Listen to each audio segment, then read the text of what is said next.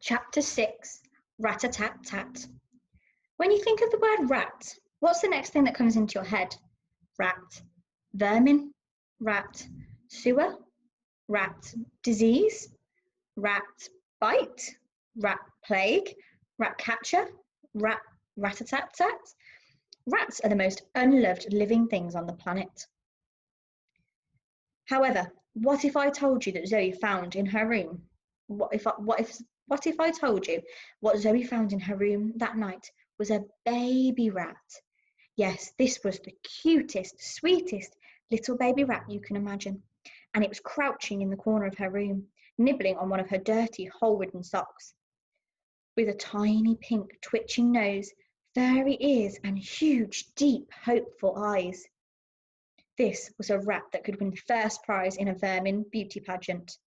This explained the mysterious droppings that Zoe had recently found in her room. It must have been this little mite.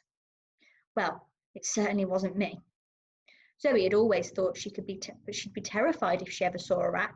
Her stepmother even kept rat poison in the kitchen, as there was always talk of an infestation in the crumbling block of flats. However, this rat didn't seem very terrifying.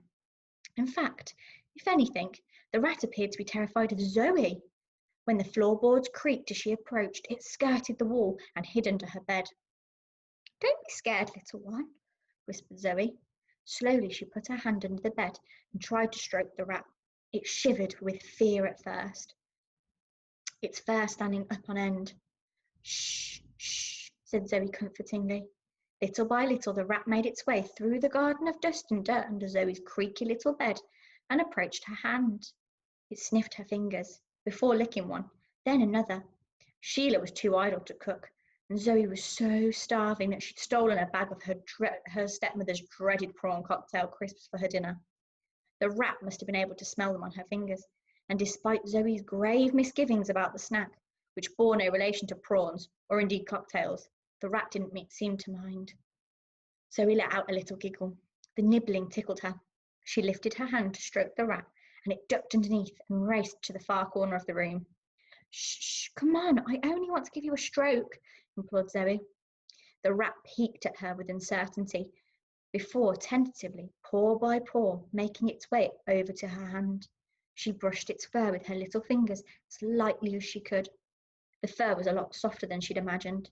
Not as soft as ginger nuts, nothing was, but surprisingly soft nonetheless. One by one, Zoe's fingers lowered, and soon she was stroking the top of the rat's head. Zoe let her fingers trickle down its neck and back. The rat arched its back to meet her hand.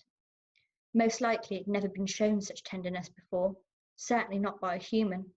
Not only was there enough rat poison in the world to kill every rat 10 times over, but when people saw a rat, they would generally either scream or reach for a broom to whack it with. Looking at this little tiddler now, though, it was hard for Zoe to understand why anyone would want to harm him. Suddenly, the rat's little ears shut up, and Zoe quickly turned her head. Her parents' bedroom door was opening, and she could hear her stepmother thundering along the hallway, puffing with each step. Hurriedly, Zoe snatched up the rat, cupped it in her hands, and jumped back into bed. Sheila would go crazy if she knew her stepdaughter was in bed cuddling a rodent. Zoe took the duvet between her teeth and hid under the covers. She waited and listened. The bathroom door creaked open and closed, and Zoe could hear the muffled sound of her stepmother's thudding down onto the cracked toilet seat. Zoe sighed and opened her hands. The baby rat was safe. For now. She let the little rodent scamper over her hands onto her torn pajama top. "Kiss, kiss, kiss, kiss." She made little kissing noises, just like the ones she used to do with Ginger Nut. And just like her hamster used to do, the rat approached her face. Zoe planted a little kiss on its nose. She pushed a dent into the pillow next to her head and gently laid the rat down into it. It fitted perfectly, and soon she could hear it snoring very quietly next to her. If you've ever heard a rat snoring before, it sounds a little bit like... "Now, how on earth am I going to keep you a secret?" Zoe whispered.